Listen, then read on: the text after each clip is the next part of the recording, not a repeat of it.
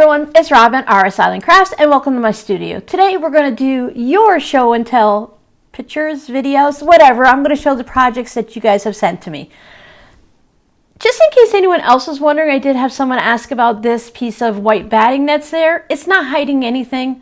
I wish it was hiding something. Wouldn't that be exciting? That's where the community quilt, that's the, a design board, that's what it's called. That's where I had the community blocks up, and since I haven't worked on them since I showed you that video, it's just an ugly piece of white batting hanging on the wall that I see all the time and totally forget about. So maybe, hopefully, I'll remember to put something up. I have it like clothespined up because the light switches are right there, so stop it from, whatever, it's there. We're going to try something a little bit different. Since this is a new series, we just need to tweak it, or I need to tweak it little by little. I had a request to leave the pictures up on the screen longer for those that are watching on a cell phone so that they can see it better. I've been a little busy with a lot of just random things, so I haven't posted one of these videos in a little bit. So when I look down here in my emails, I see the oldest one is June 28th. So my apologies for not getting them out regularly. I need to have a few to show you and not just one or two. So it will depend on if anyone wants to share what they're working on. And then it takes me, the person that's doing the video, to actually do the video. So let's go ahead and get started. It's been a while since we've had a cat wandering around. There's little Miss Mocha. Whoops, the other way. There she is. That's actually clean laundry for the cats. They love to sleep in a laundry basket, so I just have some of their t-shirts and a towel in it. So that's not dirty laundry sitting there. It's just, once again, you live in a room with cats and they need to have somewhere to be, right? Okay, Lisa Marie is showing us some reversible napkin rings, Halloween on one side and fall on the other, which is a great idea because Halloween is so short, and even Thanksgiving is so short, that if you can put fall on the other side of items, then it balances it out really well. I would like to start using cloth napkins. I just haven't figured out the kind that I want to use. So these are really pretty cloth napkins. I know that's not what we're looking at, but I love them. And then the little Halloween, and I don't know if you planned it, but having the witch right there where they cross over on the snap, very cute, and the leaves are very cute. And then we have the yo-yo snowmen. I did the yo-yo craze for a while, and then I was like, okay, I tried it, and now I'm bored, and I moved on to something else. But your snowman is adorable. Here's another one. So we have one that's all white, because snowmen are all white. And then it's really cold, so let's bundle our snowman up and give him some winter wear. Thank you so much, Lisa Marie. Let's see the next one.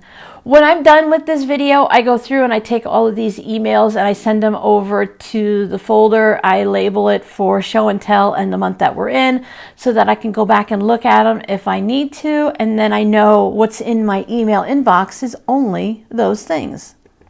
Now these are from Teresa. So Teresa, let's see what you're showing us. Teresa's been making fabric postcards for her swap partner and then had a few leftover ones. Teresa likes to incorporate clothing into it instead of throwing it away because they're just little fabric postcards, so it doesn't really matter as much what we put in it because it's not going to be washed. I like that she just takes like leftover blocks and puts it on top of a piece of fabric as like a background situation. So you can have scraps of fabric and then you can have, regular leftover blocks on top.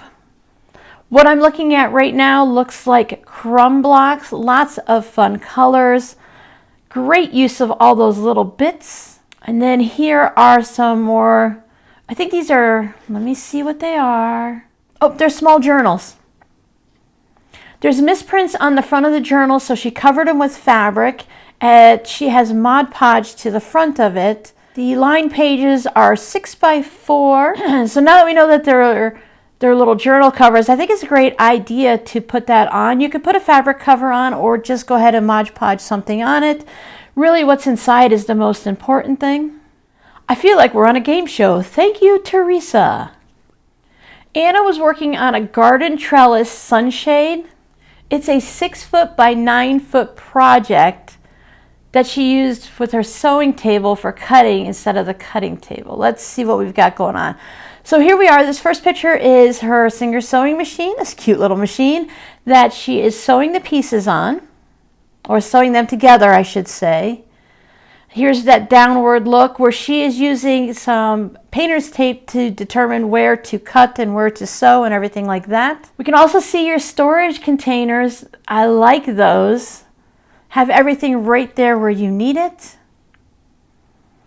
More progress pictures.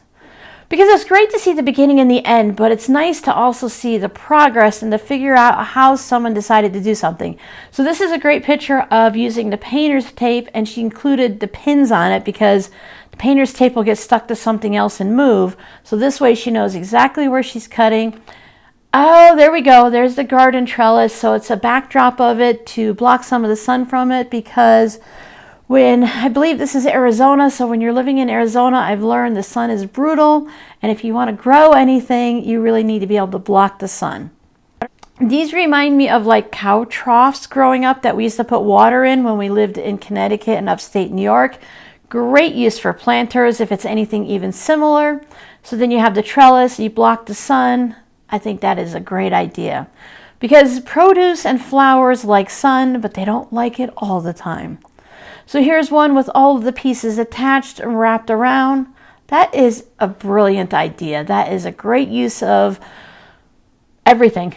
You know, just the containers, putting the pretty flowers and the plants in it, figuring out how to sew it and to piece it together, having that metal shape across the back. I think that's brilliant. Now these are some of Anna's daughter's projects. I used her scraps to make fabric note cards. So we're just going to go ahead and scroll through these. We have the Elephant Walk mini quilt, is from a kit. It's very nice rustic elephants. They almost look like if you were to put a handprint facing down. So that's really fun. So now we can see it's from Quiltology Mini Mania. So that tells us it's 18.5 by 24.5. So that's a nice size. Just have a nice little bit of fun quilt blocks in there, and then the applique.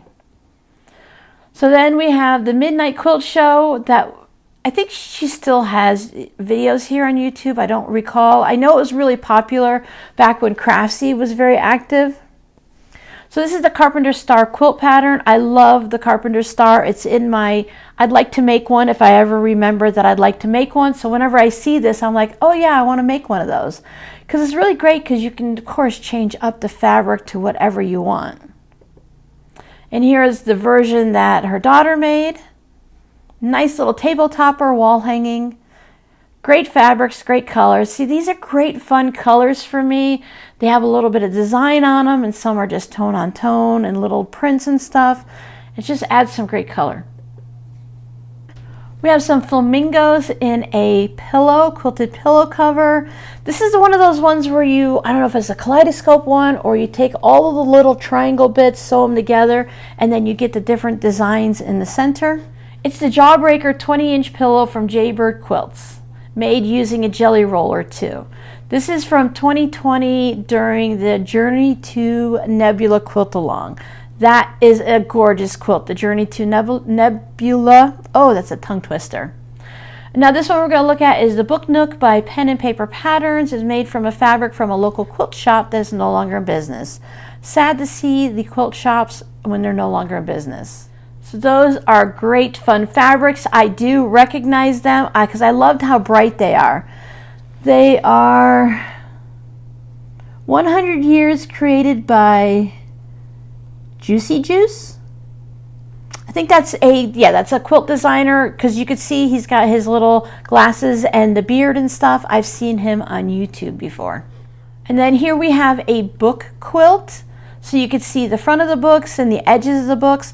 I don't think I've seen a book quilt like this. I have a pattern that I purchased off of Instagram, or at least shown on it. I saw it on Instagram, and it's really fun, and it has the book cover on an angle, but I like this version too. Something a little bit different. For all of us book lovers out there, thank you so much, Anna. Now Faith made her first fabric postcard.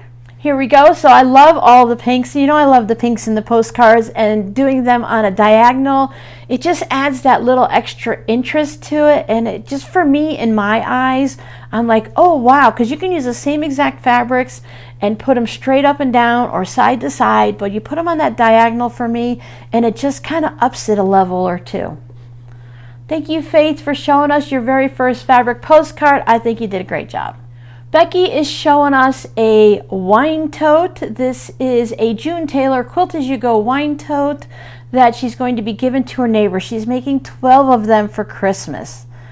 I think you did get it from Missouri Star because I do remember seeing that on the website, but of course you can find June Taylor items everywhere, but the Missouri Star website does do a lot of Quilt As You Go project pattern booklet type things.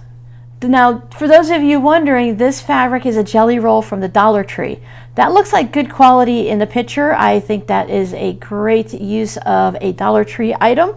And then yes, I do love the flamingo on the actual wine bottle that will be going into the wine bottle tote. Because if you're going to give a wine bottle carrier, you have to put something inside of it. All right, those were from August. I should say we are into August now. We had July. I forgot to mention the dates. I don't know if it really matters that much, but this one is a July project that was shared in August. We are back from Teresa. Teresa's making charity pillowcases for her quilt guild, for displaced families, kids in foster care, and teens aging out of the system, as well as disaster relief. It's really great when you have a quilt guild and you have a place to donate things like this. They meet twice a month, and there is a table of fabrics that are being donated that have been brought in by other members. And if it isn't picked up, the fabric is sent to a recycler for either rugs, matting, or teaching inner city kids how to sew. So those are really great things too, but if you can find a use for some of the fabric on the table and redonate it back to the guild, I think that's a great idea. She's made 20 pillowcases from free fabric. And as we get going, she's going to show us some strips. So let's get looking at the pillowcases. Those are really pretty fabrics. I love the purple batik butterfly on the side, or at least it looks like a batik. Pillowcases are great. Oh, look at that. Caught me right in mid-speech. So I'm going to guess that this is the back of it, since we can see all the other fabrics with all the flowers on there and the little fairies in the garden. Pillowcases are a great project to make. It's a great thing that kids learn it and adults learn it for their first sewing project. Here we have a look of all of the different pillowcases.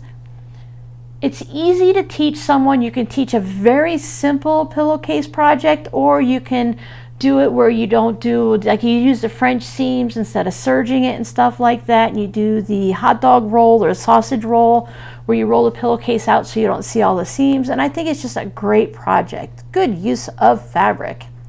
This one's fishing because not everyone wants to have girly fabrics on their pillows, right? And then we have some cowboys. Cowboys are always, there's always a group of people, I was going to say it's hit and miss, but there's always a group of people that love cowboy fabrics at a variety of ages. So it's a great use. Because they keep making cowboy fabrics, obviously someone likes them. I've been thinking that I really need to get back to the scrap strips. I need to go through my scrap fabrics and reorganize them. So I think I'm going to bring back the calculator strips and start working on them some more. I see some fabrics. I've had the Star Wars fabric and that orange checkered I recognize. I recognize the heart on the aqua there with the different little circles. I see a lot of fabrics that I have either used or you guys have sent to me, or I've sent them out into the world in the scrap packs. Now we have the Steel Lover. Let's see what we are looking at here. Where are the words? She started some new whips for a cover for her overlocker, which is also like a serger. This pattern is a free one from Closet Core Patterns. She wanted to make sure that she got all of the shapes right. I bit my cheek, my apologies. Very cute hexes. I love the little triangle thread thing. That is perfect for either keeping little spools of thread in or your little bits of thread trash that you accumulate when you're working on these hand sewing projects. I haven't made any hexes in so long just because my fingers don't want to cooperate. Perfect in front of the TV project. Oh, my apologies. The second one is a scrap mat that she is sewing for her sewing machine. I got a little ahead of myself, or a little behind, however you want to look at it.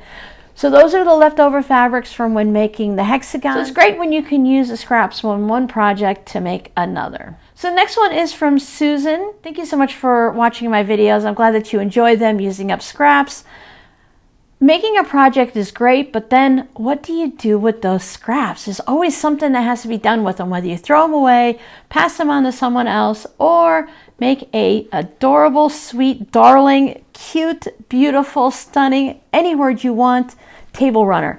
I love making these log cabin, rose, quilt as you go, sew in a circle type scrappy projects. These are obviously flowers and roses, and they are darling. Thank you so much for showing them to me. Now, some of these I have received the pictures, and then it took me so long to post this video that we're gonna see updated videos or updated pictures.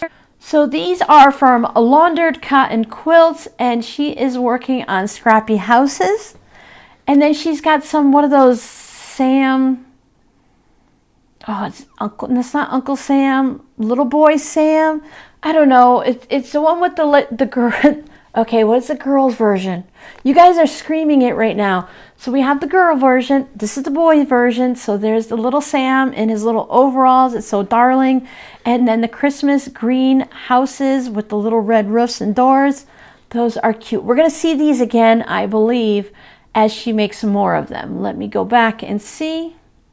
Yep, here are some more houses. Now you can see how it's starting to look as everything's going together. She started out with some of the basic greens and reds and stuff, and then brought in some more of the Christmas fabrics. They are so cute.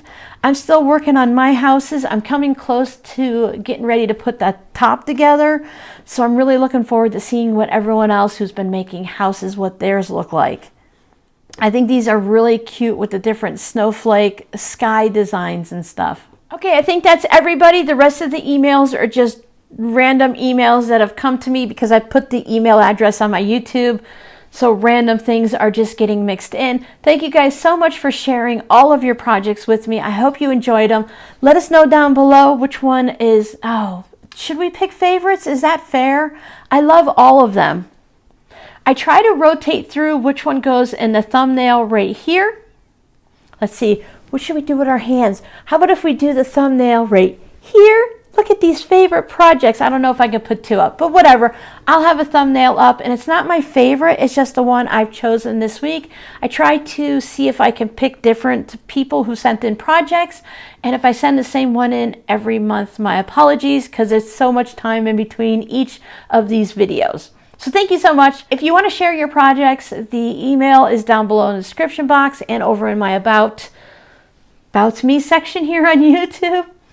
And I will show them the next time I get a handful of them.